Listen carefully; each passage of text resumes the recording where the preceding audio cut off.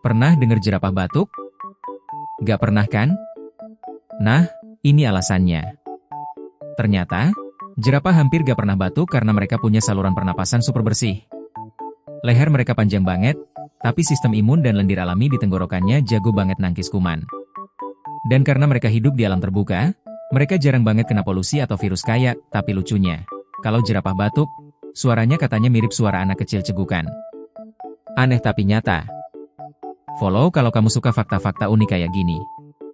Besok kita bahas hewan lain yang lebih aneh lagi.